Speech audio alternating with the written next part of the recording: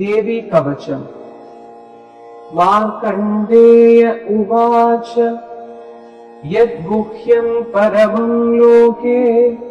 सर्वरक्षाकरम् नृणा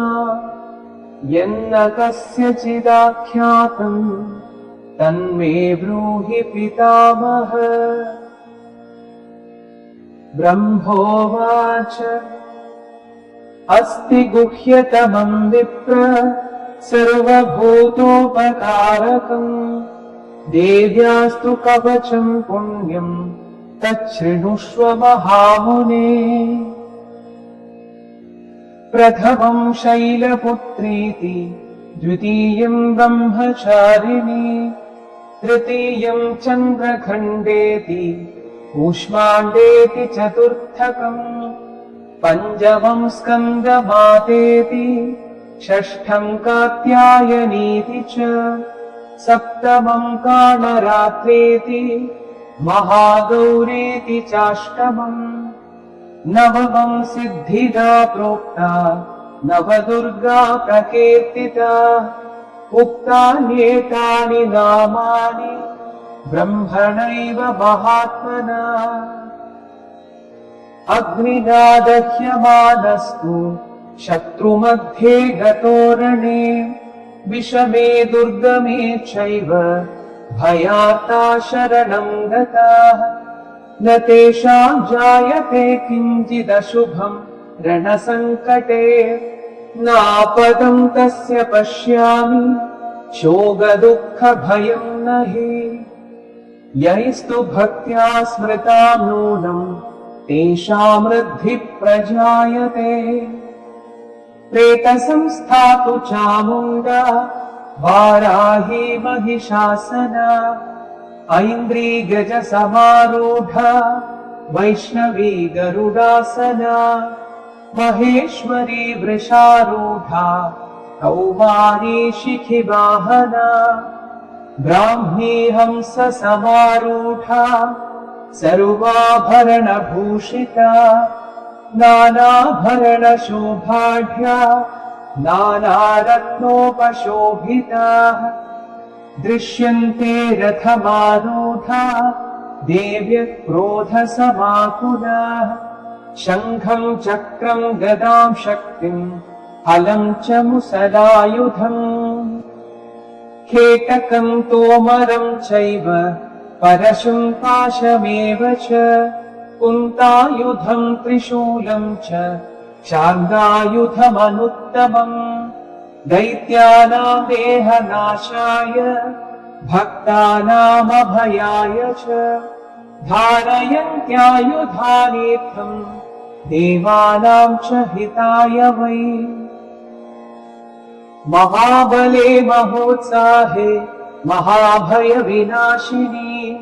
त्राहि माम् देवि दुष्प्रेक्ष्ये शत्रूणाम् भयवर्धिनी।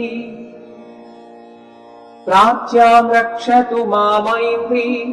आग्नेय्यामग्निदेवता दक्षिणे रक्ष वाराहे नैऋत्याम् खड्गधारिणी प्रतीच्याम् वारुणी रक्षेद् वायव्याम् मृगवाहिनी रक्षेदुदीच्याम् कौमारी ईशान्याम् शूलधारिणी ऊर्ध्वम् ब्रह्माणि मे रक्षेत् अधस्ताद्वैष्णवी तथा एवम् दश दिशो रक्षेत् चामुण्डा शववाहना जया मे चाग्रतस्थातु विजया स्थातु पृष्ठत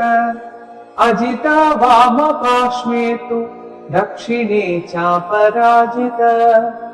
शिखामुद्योतिनी रक्षेदुमामूर्ध्नि व्यवस्थिता मालाधरी ललाटे च भ्रुवौ रक्षेत् यशस्विनी त्रिनेत्रा च भ्रुवोर्मध्ये यमखण्डा च नासिके शङ्खिनी चक्षुषोर्मध्ये श्रोत्रयोर्द्वारवासिनी कपोलौ कालिका रक्षेत् कर्णमूले तु शङ्करी नासिकायां सुगन्धा च उत्तरोष्ठे च चर्चिका अधरे च मृदकला जिह्वायां तु सरस्वती दन्तादक्षतु कौमारी कण्ठमध्ये तु चण्डिका घण्डिकां चित्रघण्टा च महामाया च तालुके कामाक्षी चिबुकं रक्षेत् वाचं मे सर्वमङ्गला ग्रीवायां भद्रकाली च पृष्ठवंशे धनुर्धरी नीलग्रीवा बहिः कण्ठे नलिकां नलकूबरी खड्गधारिण्युभौ स्कन्धौ बाहू मे वज्रधारिणी हस्तयोर्दण्डिनी रक्षेत् अम्बिका चाङ्गुलीषु च नखाश्चूलेश्वरी रक्षेत् कुक्षौ रक्षेत् नलेश्वरी स्तनौ रक्षेत् महादेवी मनः शोकविनाशिनी हृदयं ललिता देवी ह्युदरं शूलधारिणी नाभिं च कामिनी रक्षेत् गुह्यं गुह्येश्वरी तथा भूतनाथा च मेढं च बुधं महिषवाहिनी तट्यां भगवती रक्षेत् जानुनी विन्ध्यवासिनी जङ्घे महाबला प्रोक्ता जानुमध्ये विनायकी गुल्फयो नारसिंही च पादपृष्ठे अमृतौचसी पादाङ्गुली श्रीधरी च पादाधस्तनवासिनी नखान्धंशा कराली च केशाश्चैवोर्ध्वकेशिनी रोमकूपाणि कौबेरी त्वचं वागीश्वरी तथा रक्तमज्जावसावांसान्यस्ति मेधांसि पार्वती आन्त्राणि कालरात्रिश्च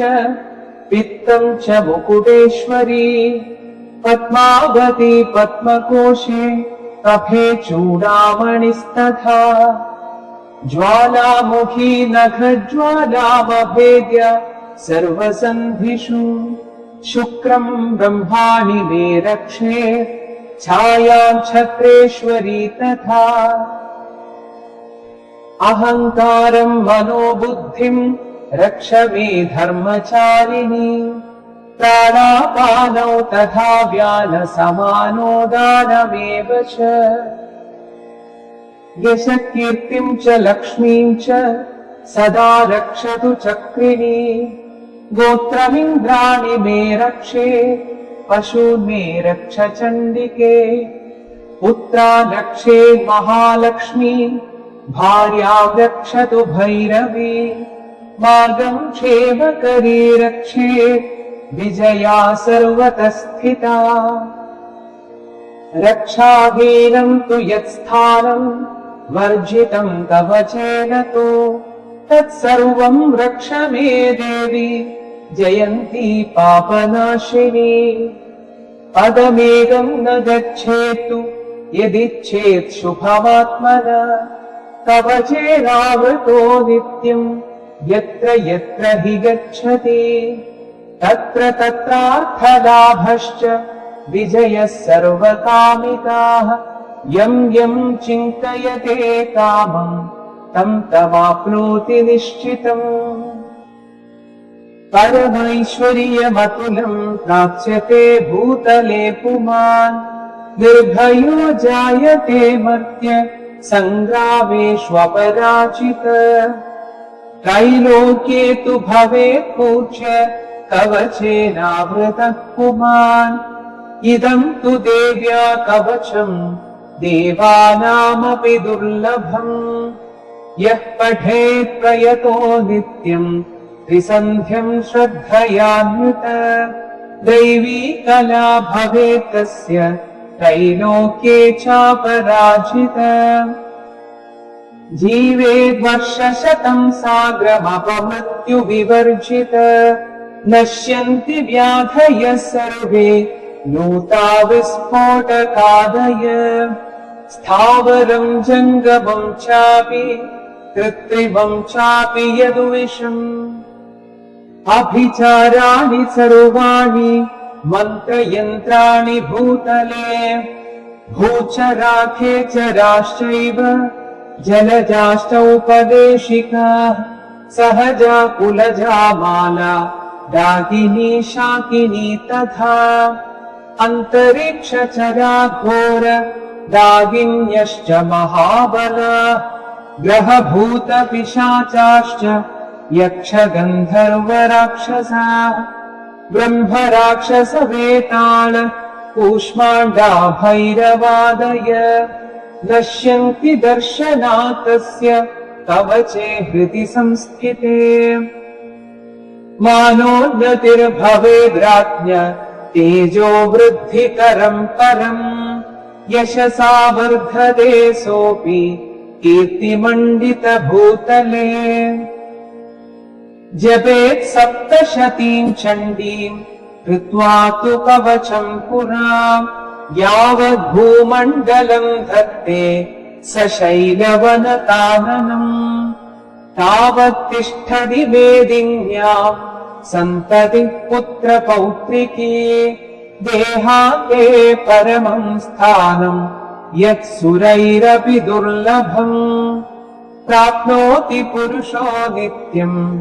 महामाया प्रसादत श्रीदेवी कवचं समाप्तम् श्रीमहादेवी नमः।